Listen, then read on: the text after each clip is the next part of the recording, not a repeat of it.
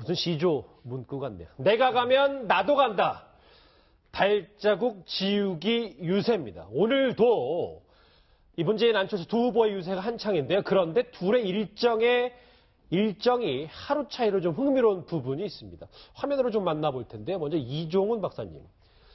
글쎄, 저게 의도적인 거예요. 하루 차이로 이제 다른 후보가 한 데를 바로바로 발자국 지우듯이 가는 게 전략 의도가 있는 겁니까? 있죠, 당연히. 그러니까 그쪽에서 확고히 표가 굳어지기 전에 가서 흔들어 놓는 전략이죠. 아하. 그러니까 아무래도 그 후보가 그 현지에 한번 가게 되면 조금 그쪽 표심이 약간 움직입니다. 그러니까 역시 이제 전혀 외면하는 것보다는 그래도 우리 지역에 한번 왔다가 하면 그 사람에 대해서 약간 애정들이 좀 생기거든요. 이제 그런 차원에서 이제 사실은 이제 방문들을 하는 거고, 그러니까 여러분들 그 선거할 때, 그러니까 보면 이제 정치권에서 이거 벽치기라 그러는데 아파트 단지에서 듣는 사람도 없는데 후보들이 막 마이크 들고 외치잖아요.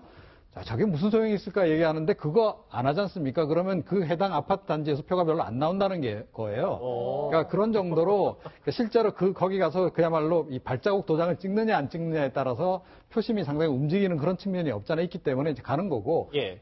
어떤 후보가 갔어요. 그러면 곧바로 이제 다른 후보가 또 그쪽에 가는 겁니다. 왜 그러냐? 그러니까 그쪽 표가 아직, 그러니까 예를 들어 문재인 후보가 다녀오면 문재인 후보 쪽으로 마음이 사람들이 가거든요. 자, 그거 이제 굳어지기 전에 빨리 가서, 내가 가서 이제 내 이미지를, 나를 좀 더 부각시키는 이런 이제 전략을 이제 쓰는 거죠. 그런데 이번만 그런 게 아니고 저 두 분은 계속 그래왔어요.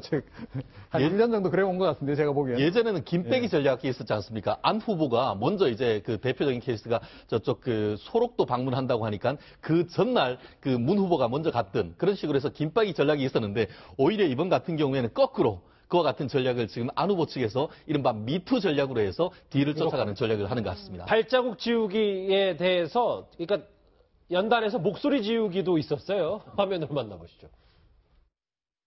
김대중 노무현 대통령도 기뻐하실 것입니다. 저는 박정희 대통령도 웃으실 것이라고 생각하는데 동의하십니까? 저를 지지하는 국민을 적폐라고 공격했던 문재인 후보가 이제 와서 통합을 말합니다. 하지만 통합은 국민을 위해 하는 겁니다.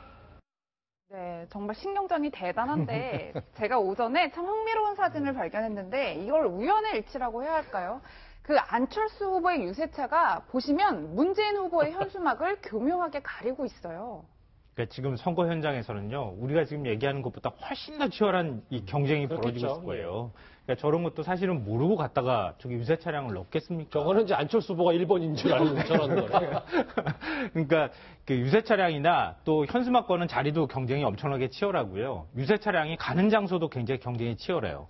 그러니까 이쪽 후보가 저쪽에 사람 많은 데 갔다 그러면은 그 자리 차지하기 위해서 아침 새벽부터 거기 가서 차량 대놓고 있는다거나 이 경쟁이 어마어마하게 치열하거든요. 그런 과정이라고 보면 될 것 같고요. 앞서 이제 발자국 지우기라는 표현 사용했지만 지금 문재인 안철수 두 후보 캠프가 제가 볼 때는 공성전을 하고 있어요. 한쪽이 저쪽 가가지고 성을 막 부수면은 그 다음에 얼른 뒤쫓아가가지고 성을 다시 막 쌓는 거예요. 그 서로 간에 지금 계속 반복하고 있거든요. 그러니까 지금 결국은 어느 쪽 표심이 흔들리느냐, 그 표심 내가 확고하게 지켜내야 될 표심이 얼만큼이라고 계산하면 그 계산했던 표심이 깨질 것 같으면 얼른 가서 다시 복구하는 작업을 하는 거라고 보여요. 이렇게 유세에 열을 올리고 있는데 이제 시간이 다가올수록 가족들도 합류하느냐 마느냐 이것도 참 관심이 많을 것 같은데 어제 TV 토론에서도 안철수 후보에 대한 가족 얘기가 하나 비슷한 게 나왔습니다. 화면 보실까요? 안 후보님 공약을 보면서 제가 안 후보님 혹시 자제분이 얼마나 한국에서 교육을 받으셨어요? 중1까지 받았습니다. 중1까지요? 예. 그러면 6334 중에 16년 중에 한 4, 5년, 5년, 6년 받은 겁니까? 그러니까 초등학교 그다음 중1까지 받았죠. 중1까지요. 그런데요.